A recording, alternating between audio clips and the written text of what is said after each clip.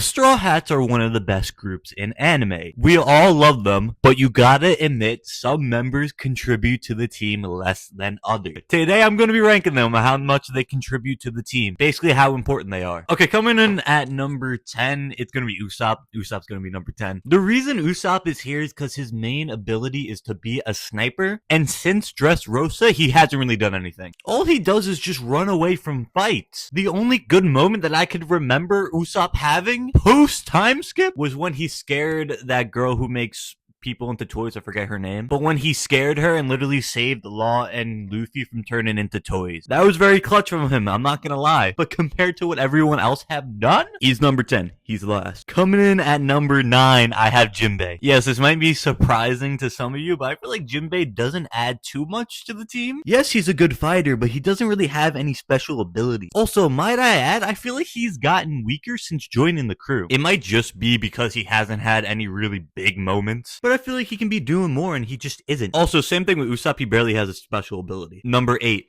Brook. Now here's where we get to the people who are actually contributing to the team. Brook not only is their musician, so their form of entertainment, on multiple occasions he has saved the Straw Hat. One of the more recent times I can think of is when he fought Big Ma. No one else really would be standing up to Big Ma by themselves, but Brook did it on his own. But besides that, all he really brings to the table is fighting and music, and compared to every other Straw Hat, they bring a little more to the table. Number 7. Okay, you guys might not agree with me on this one, but it's Nami. Number 7 is Nami. The reason I put Nami here is because her main ability is being a navigator. And to be fully honest, I feel like she isn't the only person that could navigate. Like, navigating isn't that difficult of a thing. You just follow the log post. As long as you're not Luffy and Zoro, I feel like you can lead the Straw Hats just as good as she does. Also, it's the same thing with the other guys. She doesn't have any good fighting moments. Her, Chopper, and Usopp just kind of run away from fights, and they don't really add much. Number 6 is going to be Frankie. Yes, he is very valuable to the team being a shipwright. But the same thing with Frankie, I feel like he doesn't have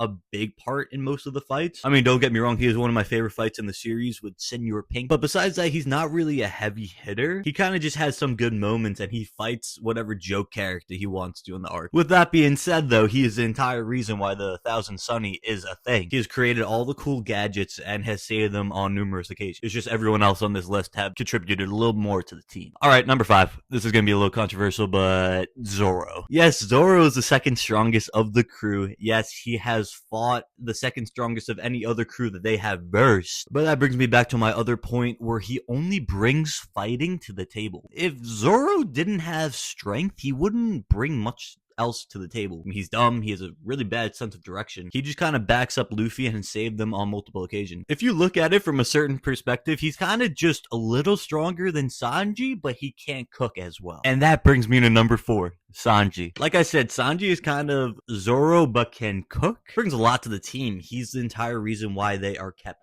fed. And he's the 3rd strongest on the crew. That is someone who's invaluable. They cannot get rid of him. Like, I'm sorry, if I had to choose between having Sanji on my crew or Zoro on my crew, I'm probably picking Sanji, even though I like Zoro better. Number 3. Tony Chopper. The reason why Chopper is this high is because without him, I think the entirety of the Straw Hats die on multiple occasions. Yeah, I know that's the case for most other people on this list, but Chopper is a doctor. He's kind of more valuable than the rest of them. When someone's sick or someone has like a deathly poison, there's no cure even made, he's the guy who will make that cure. And that is an invaluable asset to the team. With that being said, though, he doesn't really have any good fight moments. He gets carried by the fact that he is a doctor. Number 2. Robin. Alright, the reason why Robin is this high is because how she's one of the only people in the world who can read the poneglyphs, and for someone who wants to become the Pirate King like Luffy, that is invaluable to him. Literally, without Robin, he would not be able to achieve his dream. Roger had to stop his entire adventure and go recruit Odin just to read the poneglyphs. And Luffy somehow got the last person of a forgotten tribe. She's literally one of one in this world. Number 1, obviously, it's Luffy. The reason why Luffy's up here and he doesn't really have the special ability as the people below him is because he's the head of the crew. He's the captain. And without his lead, most of the crew wouldn't know what to do. He brings them confidence knowing that Luffy is going to beat their biggest guy. And as long as they believe in Luffy, they'll win. And that's how they've gotten this far in the story. So Luffy has to be number 1. Anyways, thanks for watching this video. Let me know if you guys disagree in the comments. Let me know.